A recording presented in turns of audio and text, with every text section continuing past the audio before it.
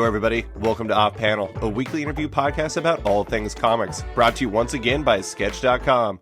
I'm your host, David Harper, and this week's guest is the owner of Israel's very first comic shop, Comikaza. It's Jacob Sareli. Thanks for coming on, Jacob. Thank you for having me, David. I have to say, Jacob, this is a huge moment for me. You are actually, I think, in terms of geographics, the furthest away from me of any person I've ever had on the podcast. So congratulations. It's a great honor. Thank you. I actually looked it up last night because I think I've had somebody from Australia, and I think you might be slightly further. But that is one of the things I think is really interesting about Comikaza and what you're doing is, you are actually, you own the first shop in a country, which is pretty incredible. Like, I want to go back to the beginning of everything for you because I'm curious as to how you got there. How did you first get into comics if there wasn't, a place where you could buy them when you were growing up, I guess? Yeah, so when my family was when I was 6 years old in 1986, we immigrated from Georgia.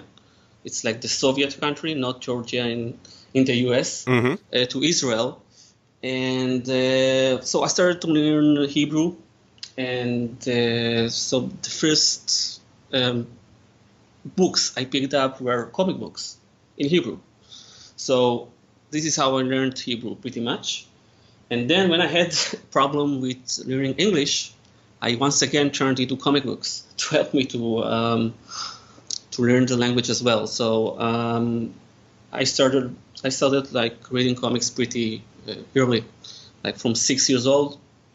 And I'm reading them ever since then. I hope until I die. So what comics were you reading back then? So in Hebrew, we have like local, something like just in terms of American readership, it's like Archie. Mm-hmm. It's called Spank by one of the famous Israeli comic book creators, Uri Fink. It's about Israeli teenagers like coping with everyday life and school and love, and very similar to Archie. So this was one of my first stuff. And then I moved to translated Asterix and Lucky Luke, a lot of French translations, Tintin also. And after that, I think one of my first comic books I picked up in English were like Marvel and DC, like floppies from. We have like one of my biggest chains in Israel. It's called Stimatsky. They had a few. They like used to get those in the early, in the end of the 90s, early 2000s. And so I picked whatever I could find. A lot of new Teen Titans by Mer Wolfman and George Perez. A lot of Dan Jurgens Superman stuff. So I picked. I used to come to those stores and I just picked 40 or 50 issues. That's just it would be good for me for 2 or 3 weeks. And I used to devour them and then get once back, take more. Yeah. So, yeah. I've actually talked to a fair amount of people who learned English or learned another language by reading comics. And it just seems like they're really great kind of literacy tools just because the combination of pictures with images kind of make it perhaps a little bit easier to understand. So that's really awesome that was a big part of you falling in love with comics, was helping you learn other languages. Yeah, I think that without comic books, I wouldn't be as fluent as in English as I am now. Or not that I'm that fluent, but it could have been much worse. Sure. Yeah. I did want to ask about your main shop's in Tel Aviv. You have another shop in Haifa. But we were talking beforehand about how I believe one of your store managers is an artist, like the one of the best artists in all of Israel. And yeah. I don't really know a whole lot about the Israel comic scene. Is there like, you were talking about the Archie like book.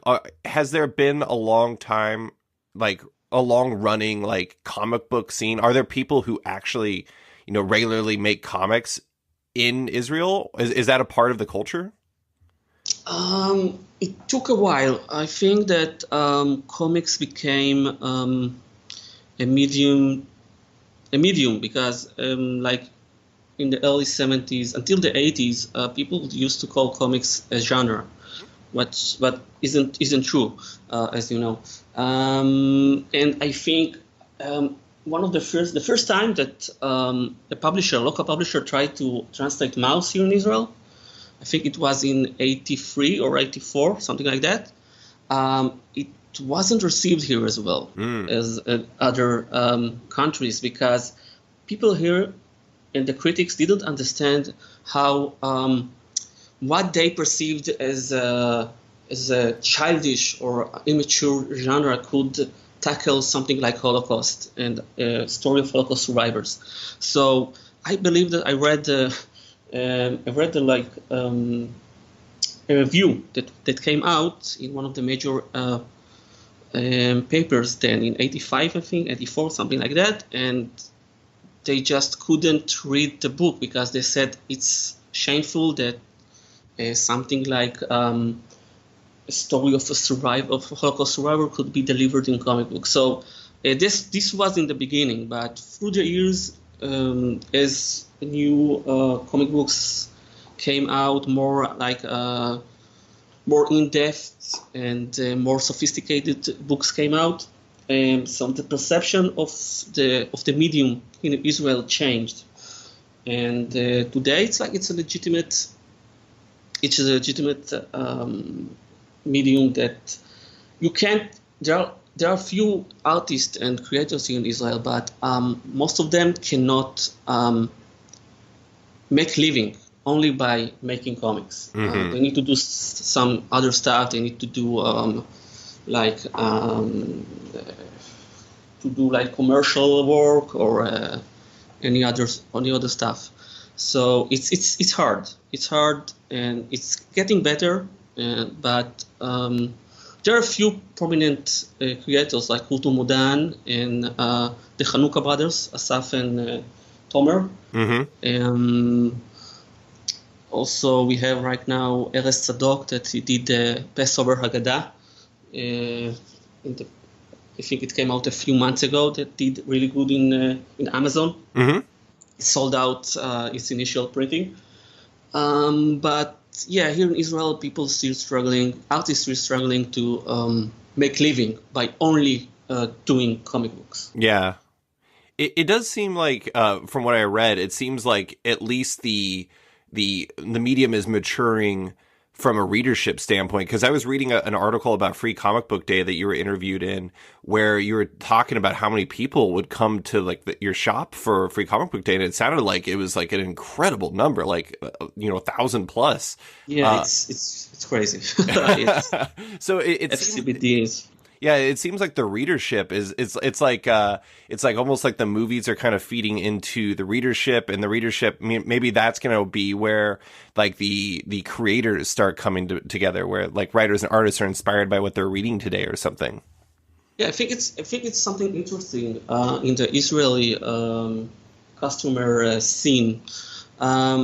A lot of in the States, in the UK, and in Europe as well, a lot of people grew on these characters, on Judge Dredd in the UK, or on Superman, Batman, Justice League in the US, and on the album and the BD market in Europe.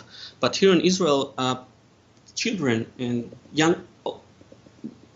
more younger audiences are finding out about those characters from the TV shows they're seeing right now, and the movies all the comic book movies they're coming out.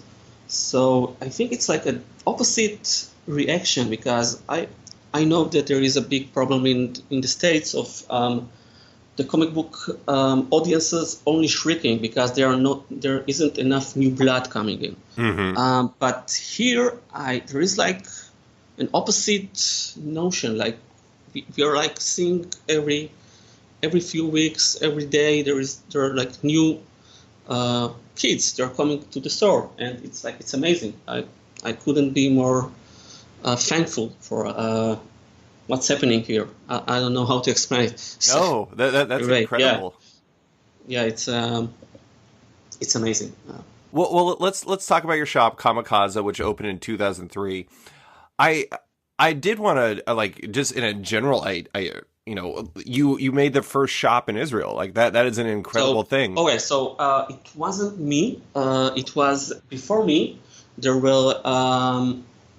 a guy called Yossi Konen. He founded Comikaza. Okay. Yeah. So I worked for him. I was like a regular worker until 6 years ago, when he just went.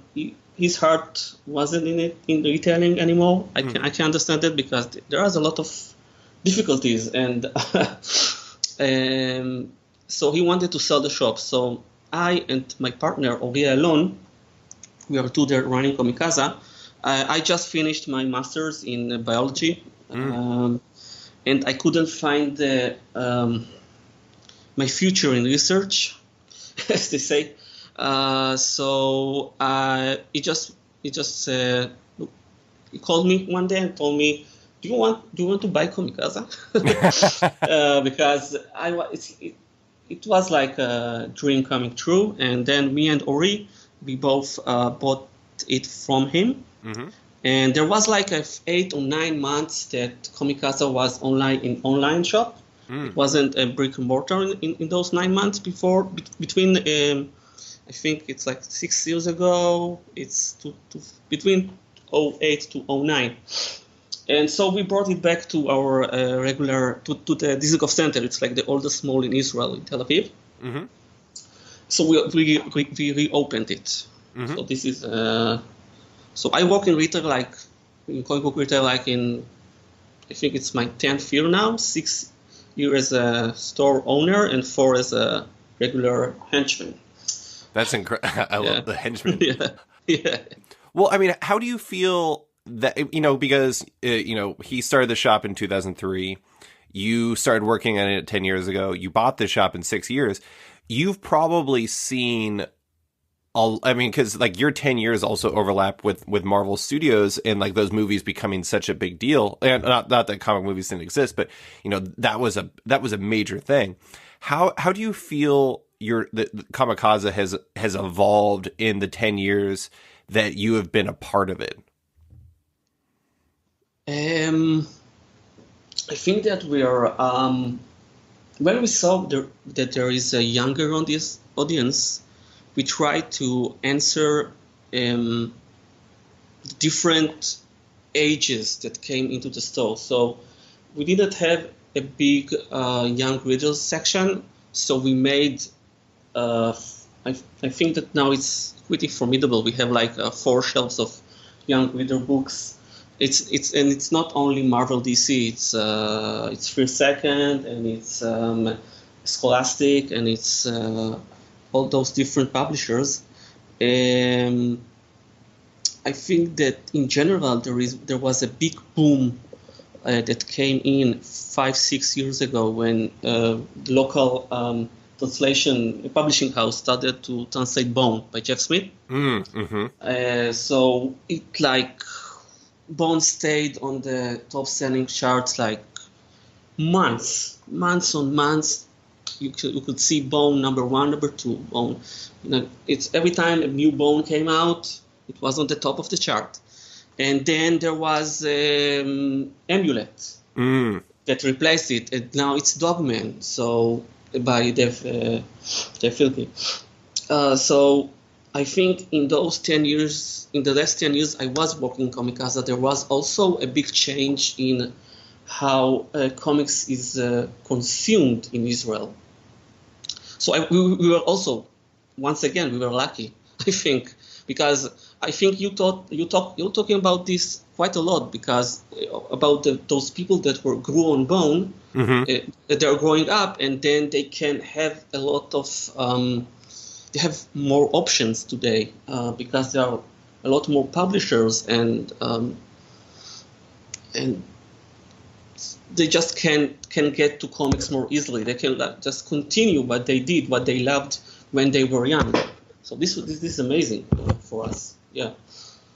Yeah, I mean that is one of the tricky things, because when I first read Bone, when I first started reading Bone, it was, the first issue came out in, I think it was 1992, and I got the first issue, and I remember reading it and just being like, I don't think there's anything else like this, and that was because at the time there wasn't anything else like that, and so that is one of the amazing things now is like if somebody comes into your shop and they buy Out from Boneville and they love it.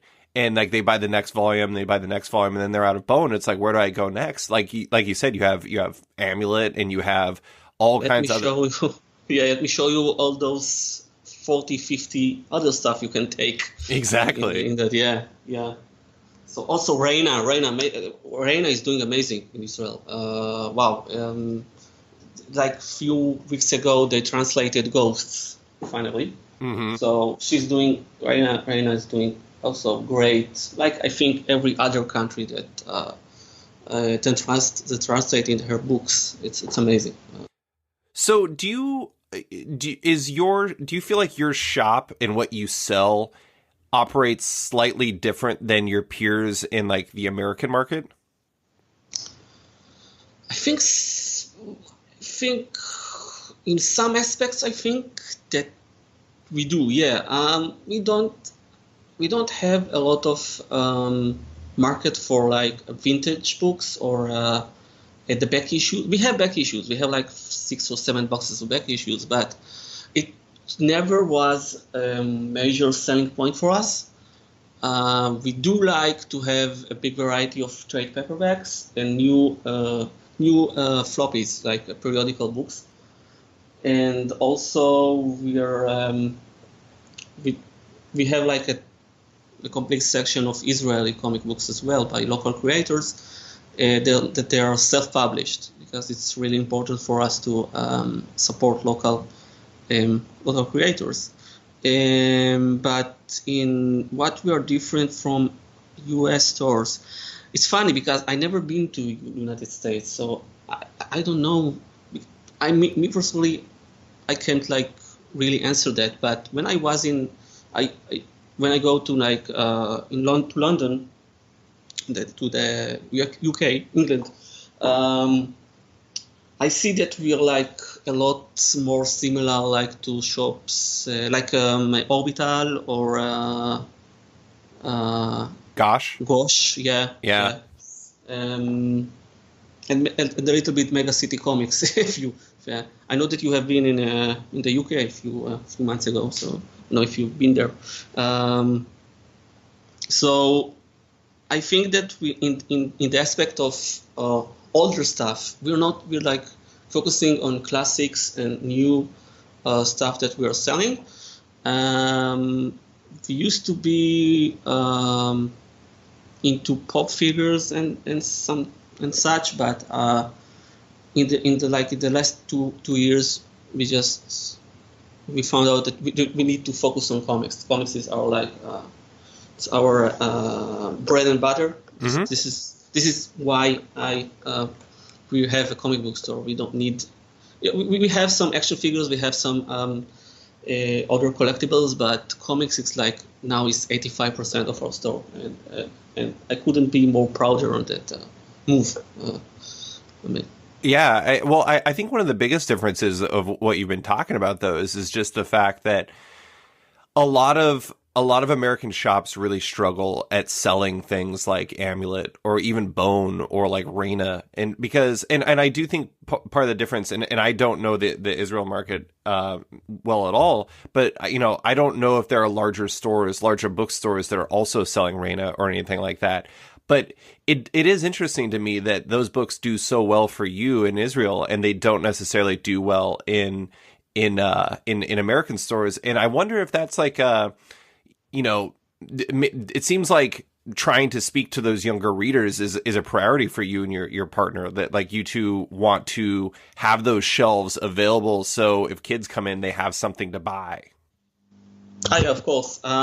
Also, the success of those young reader lines are huge also in on the major two other bookstore chains in Israel. So yeah, it's like comics is now the go-to books to buy young children in Israel, and it's not only in Comikaza; it's in I think every bookstore almost. So this is the change that this country had in the I think in the last 15 years, from being like a side medium to being something that that if you're looking to buy for your I don't know for your little brother or something like that, it's just okay, all right, I'm gonna buy a comic book. So yeah, it's like it's became I feel it's became the default. Mm-hmm.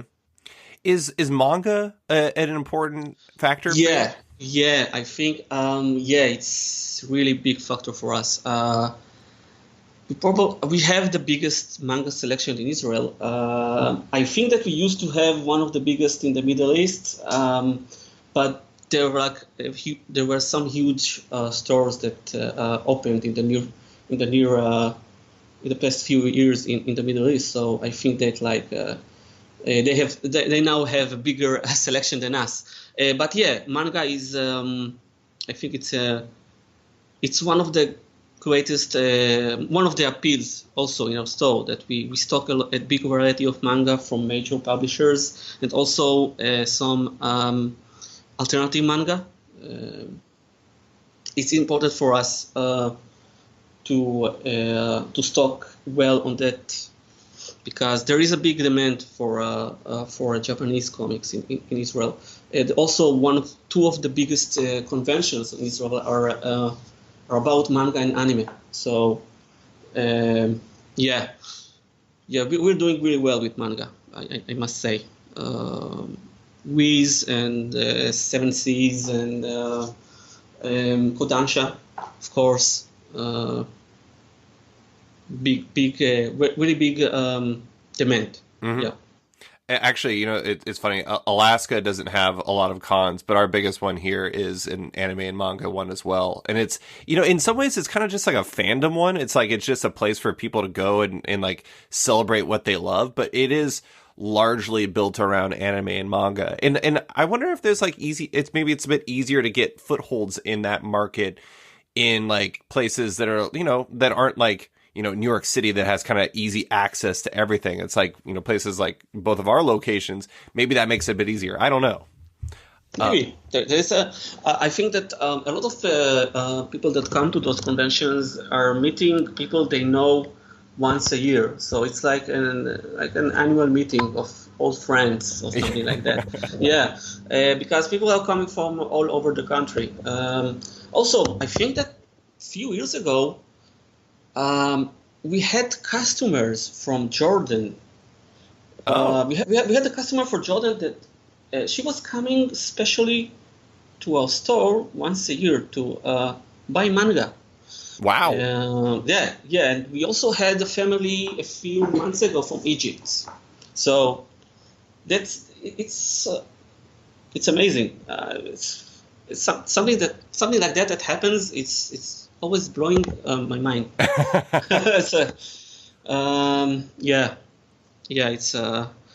Manga is like, I think it's something like 30% of our graphic novel sales, if not 40. Yeah, that's a big number. I am like that is one thing I was curious about though is like what is the split? Like, do you primarily sell graphic novels? Do you sell, I mean, I know you sell floppies also, but is there like a heavy lean in one direction in terms of like what people buy? A lot of people here are they prefer graphic novels, but there is also a big market for floppies because the younger children, they're coming once a week. They can't afford a Marvel. Unfortunately, they cannot afford a Marvel trade paperback. Mm-hmm. This is the way the market is. Their prices are pretty stiff. Mm-hmm. They're trying to do some great initiative they had. They started doing those younger readers library. It's like they have like a flop. How do you say that? Sorry, digest like books. They're doing Miss Marvel Volume 1 and 2. They did Moon Girl and David Hauser 1 and 2, and they only cost $13. So we started to sell huge on those for younger readers.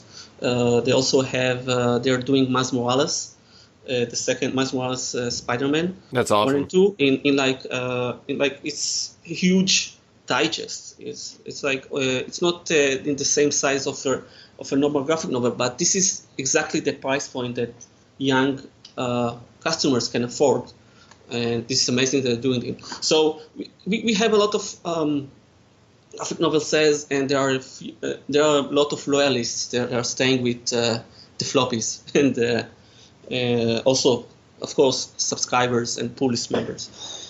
I understand that feeling. I don't know why I can't quit single issues, but for some reason I'll stop, I'll dial it back big time, but then I'll somehow end up just rebuilding my pull list and I'm buying a bunch of books again. I don't know why that is. I just really love the single issue form. There's something that just really appeals to me about it. Every time with that, I have a relapse when I try to do something like that. I tried. I totally get what you're saying. I also can't stop reading floppies. It's part of my DNA right now. I just can't. Of course, I totally get that. Well, and for you, I'm guessing you try to read comics to stay on top of what's happening in comics so you can talk to your customers, right?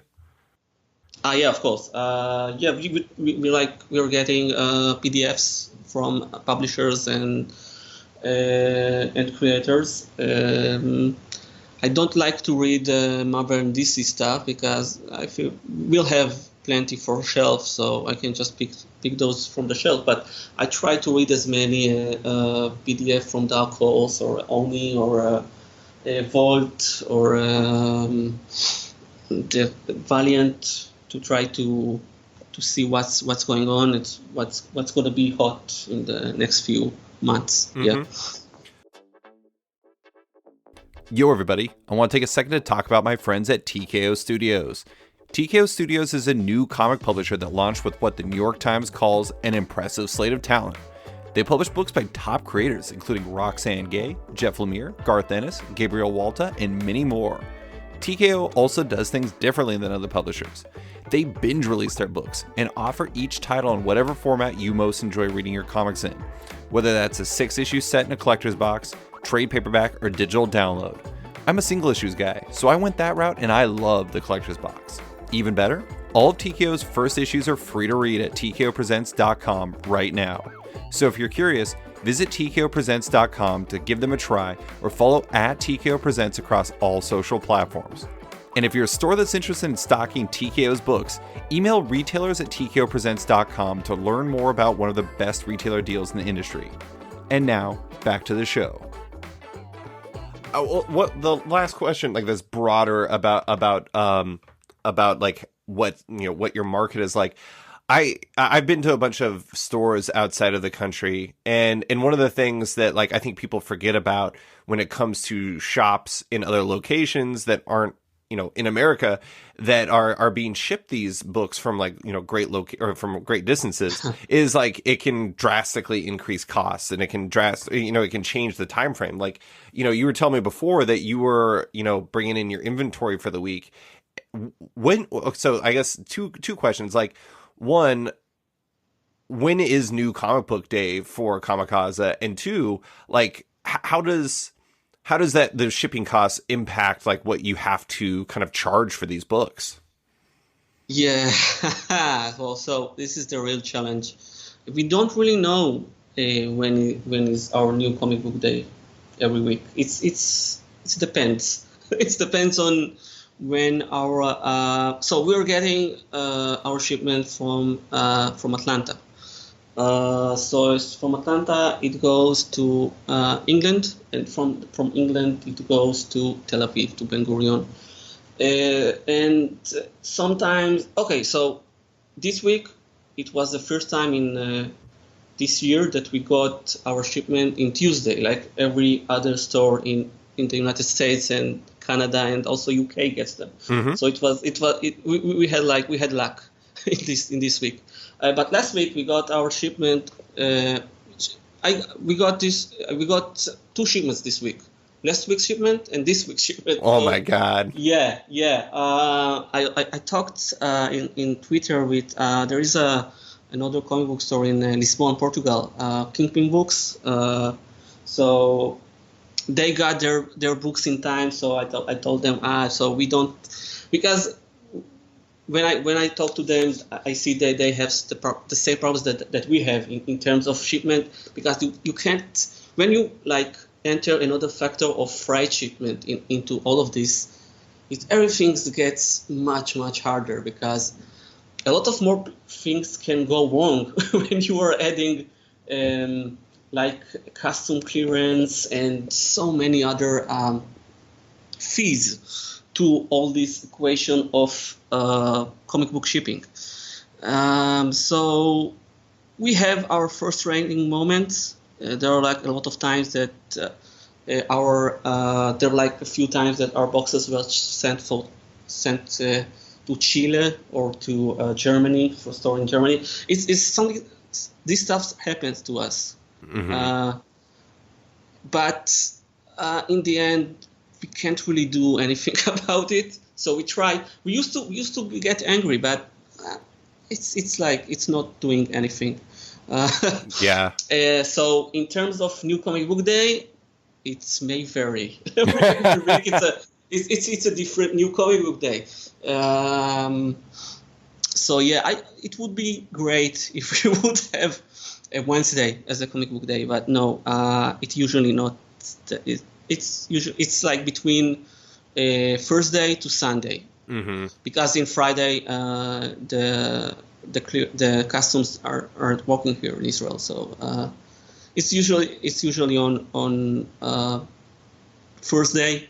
If we are lucky, it's in Wednesday in the middle of the day. So yeah, it's a challenge, but we are like used to it. Yeah. For now, so yeah.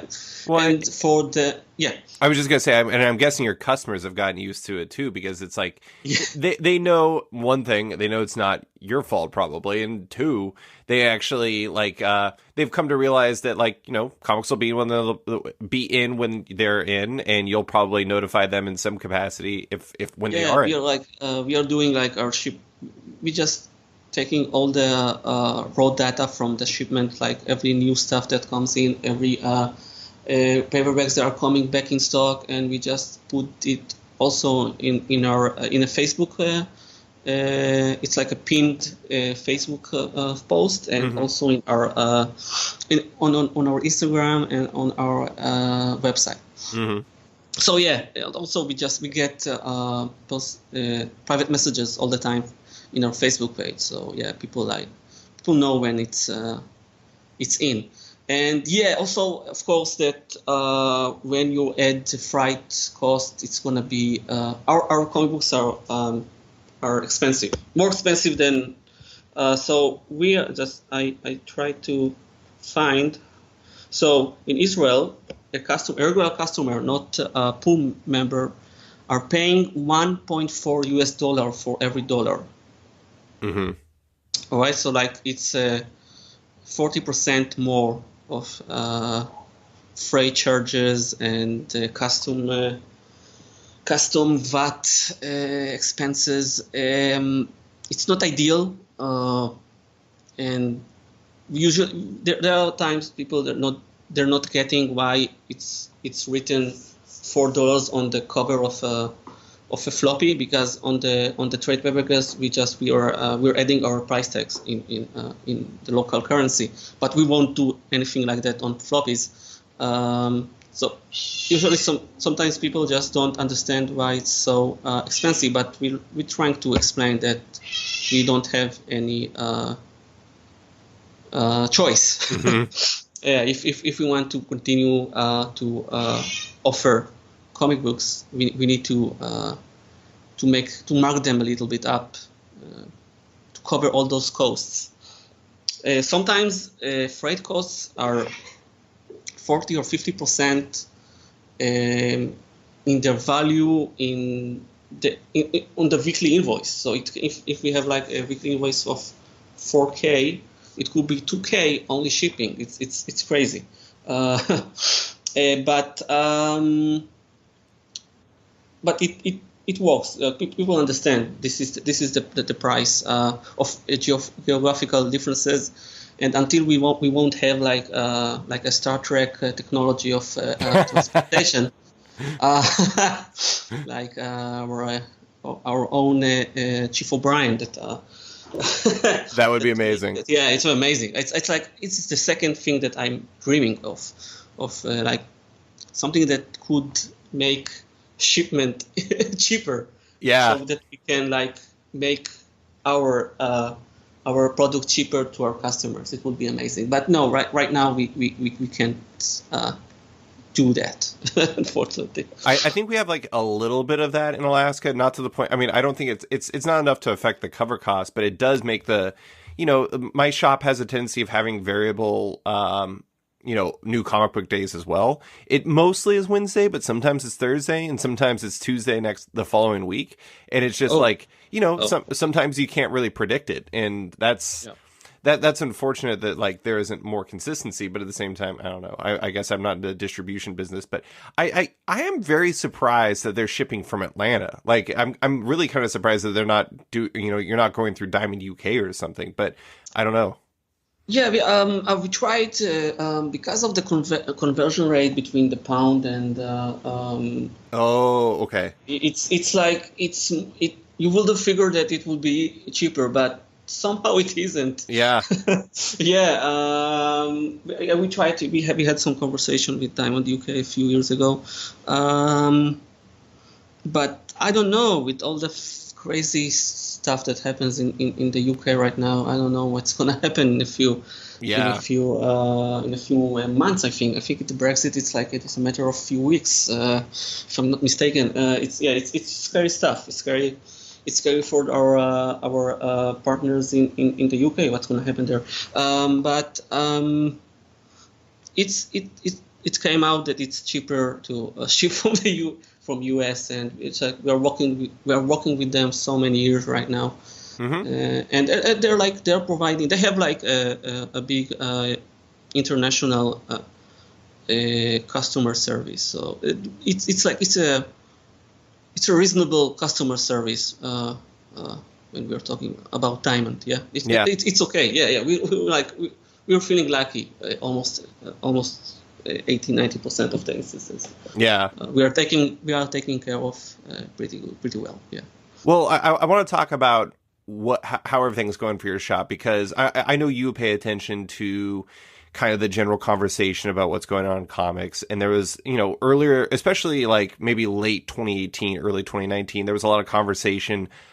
There was a lot of retailers that were speaking out about how things are going. And a lot of them were talking about how things weren't going well. In a broader, like, how has Comikaza's last couple of years been? Especially, like, I mean, I know you haven't been to American shops, but you kind of know the general conversation about what's going on. Like, do you feel that you've had like better luck or worse luck, perhaps, than your peers, or like, how's everything going? It's going pretty well. I think this year is a little bit. There's still 6 months to go, but. I think we're like feeling a little bit of slowing down. Not something drastic or anything, but in Israel there is people can order from. I know that this site haven't nobody. I don't know if it's been put up before. A book depository. Have you know this? Have you heard about this? So Book Depository is owned by Amazon. Mm-hmm. And their shtick is that they offer free shipping everywhere. Yeah, but they have a flat rate shipping. It's like it's not very. You can send they're sending books everywhere in the world, but they don't give you a shipping tracking shipment. Tracking number. Yeah, tracking number. So and they're kicking our asses. we can't compete with that. Like they have like 40-50% of. I think it's equivalent for in stock trades in the United States. I Sure. think. There is like yeah. So yeah, they're like a lot of people. More and more people are ordering from the internet. Of course, I think it's like something that happens a lot in. Not only in comic book stores, also in general bookshops. But I think that what we can offer as a comic book store, as a specialty store, that it's recommendations and more human touch that like a site that can never give. So.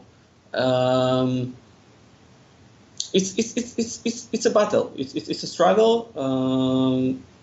We had like 2017 was, I think, one of our 2018 was one of our biggest years, but in 2019 we are feeling a little bit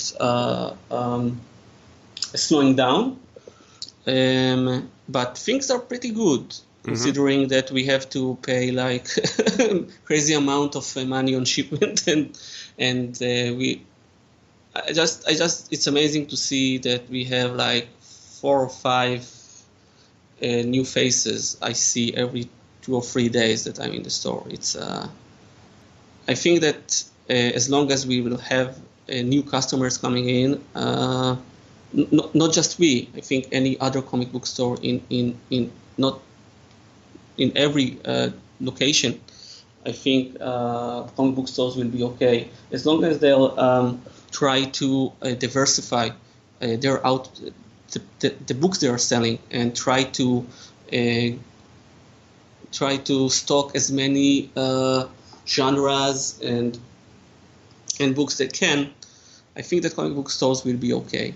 But yeah, it's like you need to adjust. You need to do it willingly. You need to put your mind to it. Sometimes you need to be creative. And luckily, we're doing okay. We are listening to our customers. We are trying to bring what they want, not what we would be comfortable in selling.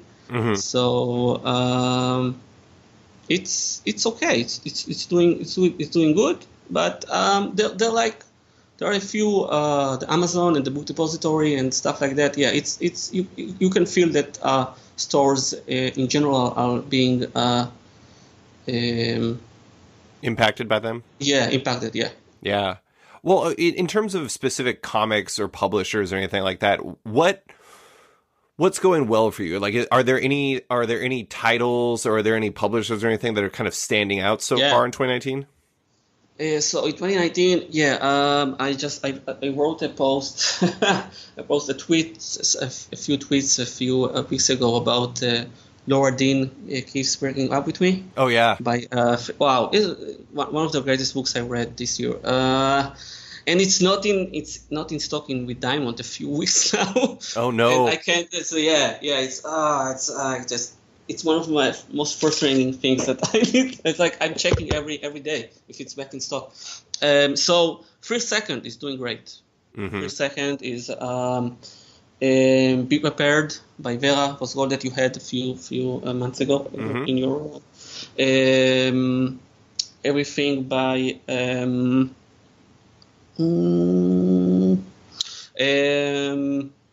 This One Summer.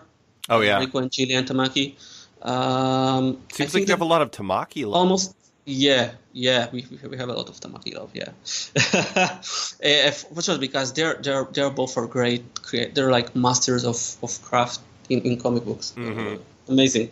Also, Brian K. Vaughan, not surprisingly, doing very very well. Store. My Hero Academia. My Hero Academia is amazing. It's like I don't know how many copies we just keep selling them. Akira Toriyama with Dragon Ball Super.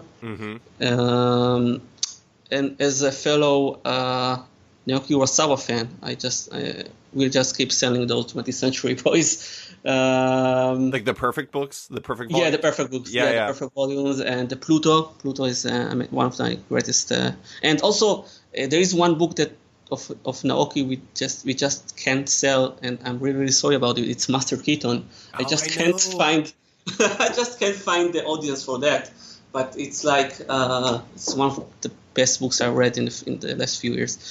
So yeah, a lot of manga. Brian K. Vaughan, Snot Girl by Brian Lee O'Malley and Leslie Hung. Leslie Hung, yeah. Also, we just did book plates for Outer Darkness by Afu Chan. Nice. And John Layman. We had like John was here 2 years ago, so we just we made him. No, we didn't make him. But we sent him a few book plates, so he just signed them, and it's amazing that we can do that. Also, something that is pretty amazing that something I wanted to talk about. It's about book plates. Mm-hmm. If I know if I can talk about that. Yeah. So I just can't understand why publishers are not doing Image doing right now. They have the criminal hardcovers, the OGNs they're doing. Mm-hmm. For every like 15 or 20 copies that you order, you're getting free book plates signed by the creative team. Wow. So I think that it's like a huge promotional selling point, and I would hope that more publishers and more an Image as well will do something like that on more of their books, because book plates in the end of the day, it's not a big so in terms of production and getting it there to comic book retailers, it's not a big effort. Mm-hmm. Because if we can do it like personally in a few hours, produce book plates, I think that a lot of publishers can do that. So they can help smaller stores that can do like 200 or 500 book plate print runs, and just offer them as like a promotional incentive. It would be amazing if something like that, if like smaller publishers could do something like that and promote books by offering like beforehand made book plates by the publisher. It would be amazing. It's something that I don't know. I've been thinking about in the last few months. Honestly, like I completely agree with you. So I love Why the Last Man. Why the Last Man by Brian K. Vaughan and Pia Guerra was one of the books that got me back into comics. And I'd been buying all of it in trade. I bought, I think, the last like 10 issues in single issues because I finally caught up. But I remember shortly after it, like maybe the same week that the last trade came out, Brian K. Vaughan and Pia Guerra did a signing, and I want to say it was in Comics Experience with Brian Hibbs, and they did like maybe it was Isotope, I don't remember, but it was somewhere in San Francisco, and they did a special like book plate for the event where some of the characters were playing like roller derby, like they were roller skating, and like both of them signed it, and it was funny because like that book plate was like, I don't do this. Like, this is not what I normally do, but I actually bought the entire series in trade again just so I could get those book plates because I love the book so much. And I totally agree with you. Like, there is like the human cost of getting like, Ed Brubaker and Sean Phillips to sign like 1 billion book plates. But at the same time, like if you told them that their sales would be dramatically higher because shops have this, item that they could, sell once they have ordered it, I'm with you. I actually think that there is a huge perk there. There's a huge selling point there, both for shops and for consumers. And I can speak from that from personal experience, obviously. Yeah. So when the first the OGN hardcover, My Heroes Were Always Junkies by Brubaker and Phillips, it came out, I think, a few months ago. Yeah. So we ordered the minimum requirement for the book plates, and we sold out like in between 2 or 4 days, something like that. And there were people just like were excited to get something signed.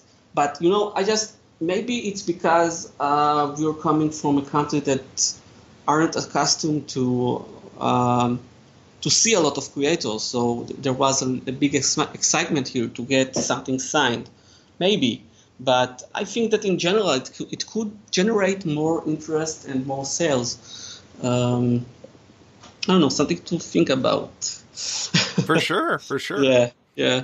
Well, I was going to bring up the fact next week, I guess it'd be the week before once this runs, you're having my buddy Declan Shalvey in town for a Q&A Yes. and signings in both of your stores. Given what you're saying about the book plates, it stands to reason that these types of signings would be significant events for your audience. Like, it is when you do have a creator in town, like Declan or like John before, does that do a lot for pushing their books and also for kind of generating long-term interest in these creators? Yeah, I think so. When John came to store 2 years ago, we sold quite a lot of chew books. But what was surprising that a lot of people that picked up only the first volume came to buy the whole series in the end. It was amazing. It's like there was like months on months of only 2 reorders. It was like, okay, great. And it was so great. It's beyond the promoting sales and like selling books. I think that bringing comic book creators to a small countries like Israel, it's something that it's done to introduce people to local to creators, to international creators, because they don't have it. They don't have the experience. They can go to Comic-Cons or to comic book conventions like in the States or other countries in the world. And for us, I think that we're trying once a year to bring a prominent creator and to do something like that. Even in the end, it will be more less cost effective. It's one of our missions to promote like conversations and like to try to help local artists. Like I know Declan has a great artistic view with all the art cred and stuff, and there are a lot of local artists that are really excited to meet him and like to talk to him about art. This is amazing for me. Something that I can do to help our local creators to break in maybe in American comics or so. Well, and it gets people more excited. Like, it gets the community more excited. It like we were talking before about how the kind of comic scene in Israel is growing, both as readers and for creators. And like these types of things give the community something to kind of come to and to build around. And I think that's why it's really cool. I'm terribly envious. My shop in Alaska, we never get anybody. I think it's been like several years since there's been like somebody who came up for a signing. And that's just like with Israel, it's like bringing somebody up to Alaska is prohibitively expensive, but at the same time, like I do think that there's value there. Like I think that there can be long-term like benefits that aren't just in terms of sales, like the time when somebody like Declan is there. Of course. Yeah, I think this is the main thing that we are looking for the long-term if like advice that an international artist will give for a local young starting artist, we have a few young like 15, 16-year-olds that are like only just starting to do sequential art, and if one of them will like take something valuable from people from creators, prominent creators like Declan, it will be like our like the trip would be worth it. Oh yeah. It's like it's like it's the only thing that it matters. Yeah. Mm-hmm. So yeah. It's always great to bring some people that to come to Israel. It's a historical place, so we can, beyond the comic book stuff, we can just show them the country, and this is what we do a lot of times. That's awesome. Yeah. Well, one other thing I want to talk about in terms of like product that, you know, may or may not be doing well is you know, your shop is interesting to me because it sounds like a lot of the younger reader books do very well for you. A lot of, like I said before, a lot of the American shops, you know, not as much. And this year we had a pretty interesting, you know, launch in DC Ink and Zoom, and you have these young reader books or like middle grade and young adult books that aren't aimed at the typical audience, but star a lot of the characters that are popular in the direct market. Have those books made an impact in your shop yet? Yeah, we got Super Science books. I think it's Zoom, the Polar Shade project. I think that we sold quite a lot of those, and Mera. We sold a few of Mera as well, but not as the Super Sons. And we sold out our initial order of Catwoman. Nice. Yeah. So yeah, we are now getting our first the first reorder of this book. So yeah, I think that the combination of prominent writers on outside of the field of comics and special and artists like artists that like they're giving a little bit different take from the DC's outhouse style. I think it's attracting a following of young readers that maybe DC didn't have before. But I must tell you that DC is pretty popular here as we are selling to younglings Flashpoint, and they are really interested in Flash, really interested in Arrow because of the CW shows. Batman always is a big hit here, but it's more difficult because it's hard to find a young reader's Batman title right now. It's a lot of it's more like intense. Oh yeah. Yeah. There's not a lot of like kid-friendly Batman comics. Yeah, not in the recent years, no. So the Super Sons was a great find, I think, because it has Damian, it has John from the Son of Clark Kent, and I think that we have like only two copies left in Tel Aviv of this book. So I think it's going well, and I must tell you that when the Teen Titans books by gonna come out, I think Cami Garcia is writing, and Gabriel Piccolo. So Gabriel Piccolo is like, I think that like every other country in the world has a huge following here. So I think it's gonna explode as well. Yeah. Yeah. Did you? So Raven.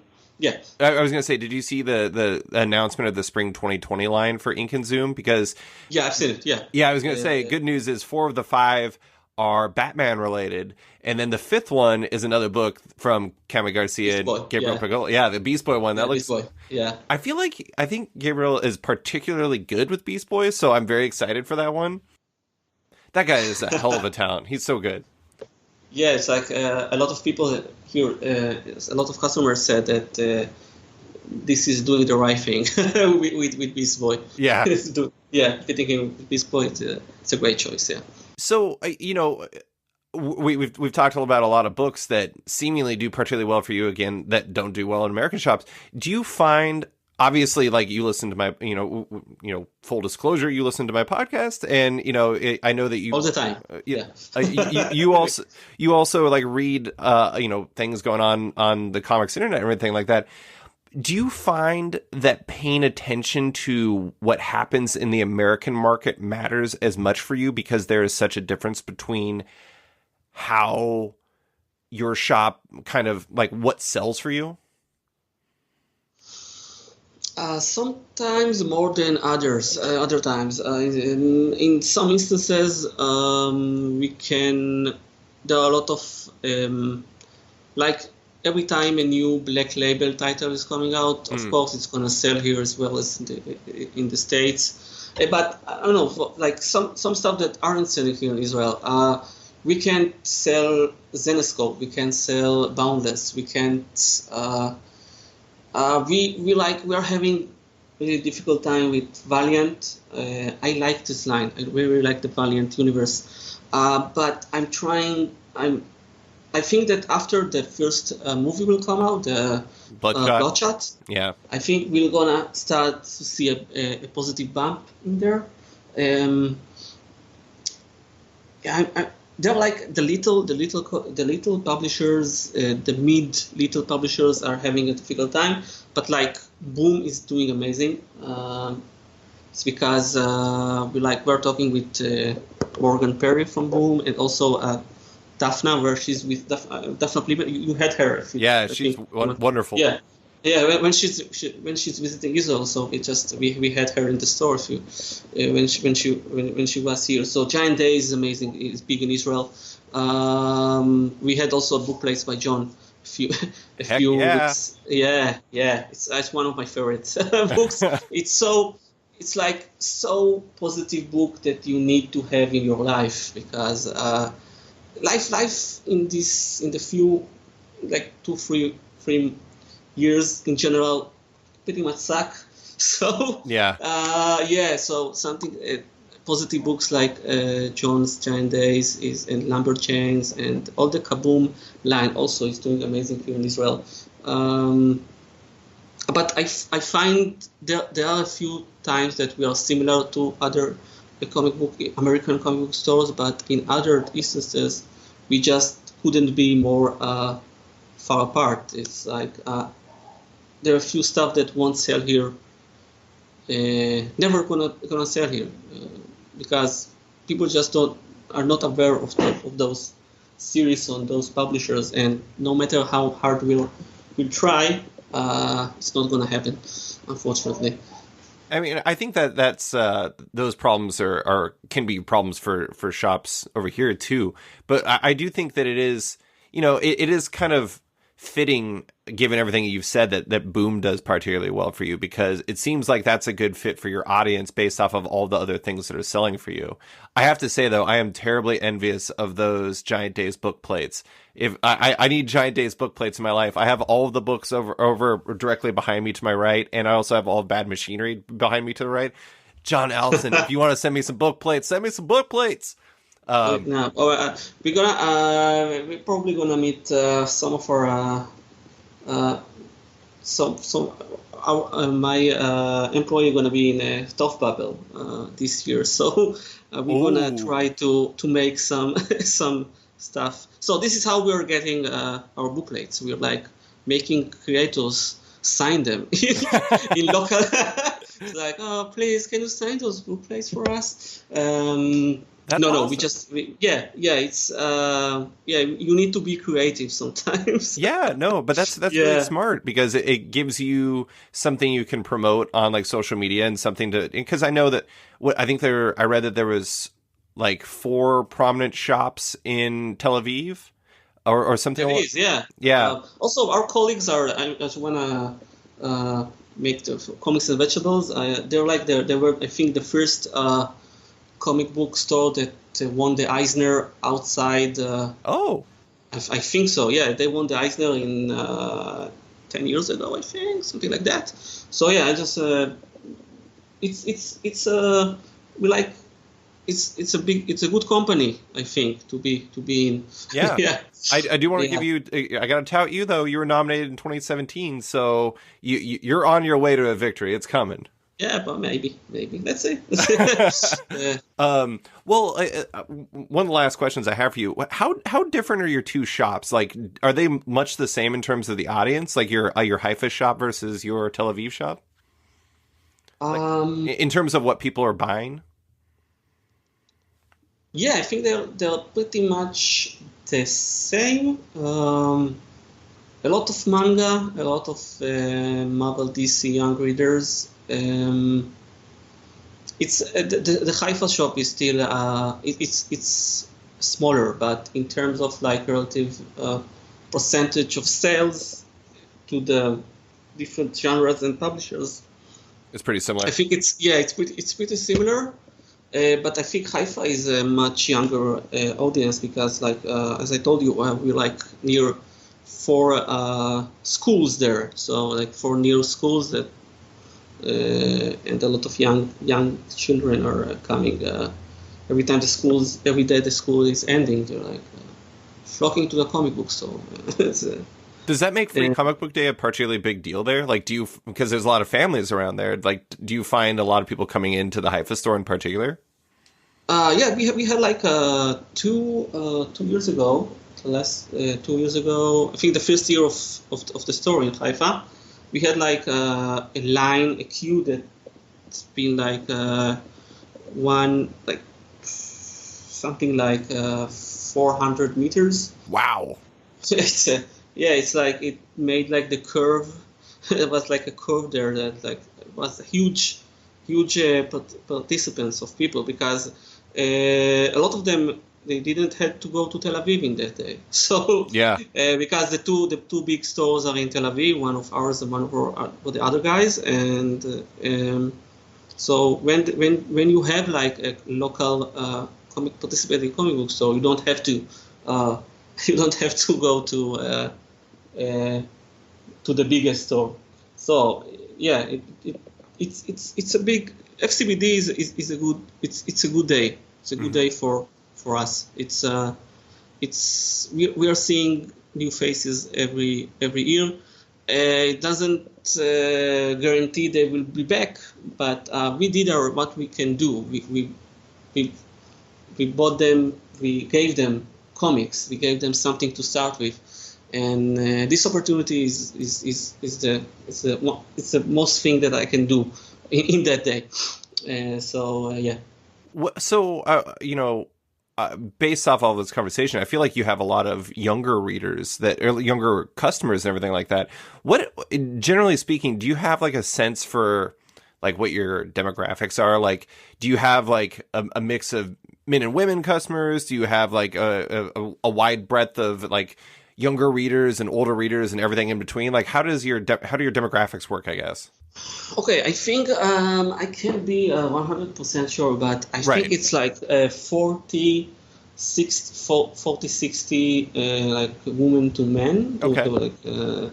So this, I think it's a great percentage. I would be happy if it was 50 or more like reflective on the actual demographics, but we are getting there. Mm-hmm. And a lot of young readers, yes.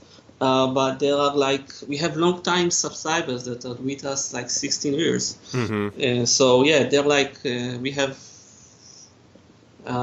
people on their 20s, 30s, 40s, 50s, and also 60s, right? So yeah, we are getting a lot of different people in different stages of their lives, and it's amazing to see. That's awesome. Yeah. Well, I just have one last question for you. I actually, while 2019 has been, obviously there's been things that are affecting you outside of the comics being published, I do feel like there's a lot of really cool stuff coming up. Like, what are you excited about that's coming up? What are you excited to sell in your shop? And like, what are you excited about that's on the horizon for comics for you as a comic shop owner? Okay, so, probably everything feels second in the 2019 catalog, I think. Yeah. There is an upcoming project by Rainbow Rowell and Faith Erin Hicks. Oh, Pumpkinheads. It should be here it should be in August, I think, August or September. So I'm really excited for that. I'm really excited by there is a book called Squire by Nadia Shamnas, and I hope that I say this word right. Nadia and I just can't remember the artist's name. It's like a Middle Eastern. Yeah, no, I know book. what you're talking about. Yeah. Yeah. So this one, it looks amazing. It looks promising. I would really like that to sell good here. Yeah. Also. Maybe Okay. So the new John Allison book that was announced Steeple. I think. Yeah, I think it's it's a miniseries. I think, right? So I really hope that we'll catch with the usual John Allison fans. Yeah.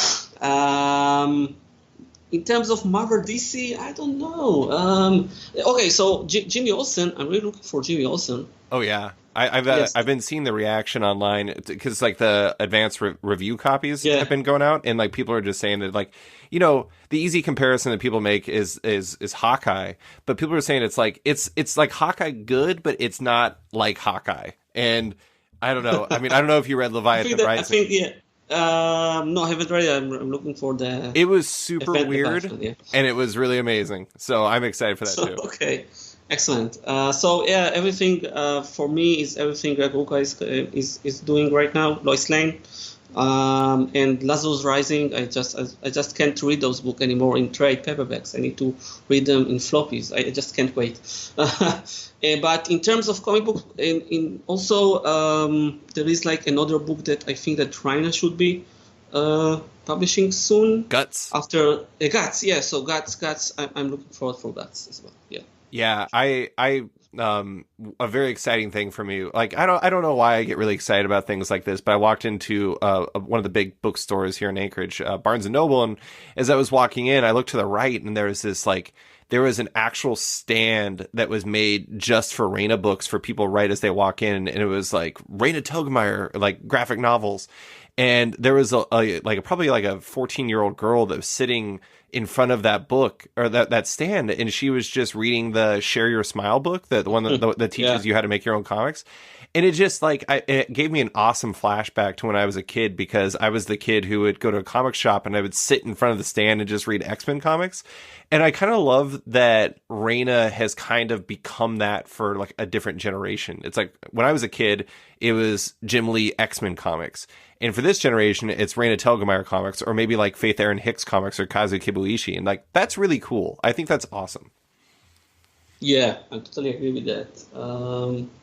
I think that a lot of people talking about how we can't afford in the industry to always to depend on books that came out 20, 30, or 40 years ago, that we just need to have always new and intriguing books that will also answer the evolvement of our society, of the global society as well. So what has worked with us, with Jim Lee 15 or 20 years ago, probably won't be enough or won't be the same as that young little girl with Raina. So I'm really happy that we have those books that can fit and can talk to a newer generation. It's not something that it should be taken in granted.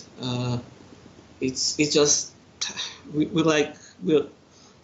need to be thankful. I just don't know how to say that more. No. I mean, I totally agree with you. I mean, like that.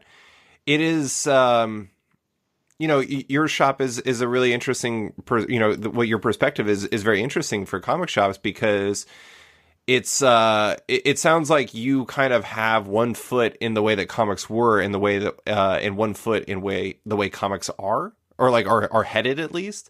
And it's really cool to hear like that blend in one comic shop, because you're still seeing success with single issues and with like Marvel and DC and Image and et cetera, et cetera. Always, yeah. Yeah, but you're also having a lot of success with like it sounds like, I mean, it sounds like I've finally found somebody who loves First Second as much as I do, which is great. They swept me under my feet. What can I say? And one thing I really love about them is their books are so well made. Like the production of them are really great. Like the paper quality is nice. The covers are great. Yeah, it's amazing. One other book I was going to say is I think it's called Stargazing, the new Jen Wang book. I love Jen Wang. I think she's incredible. Oh yeah.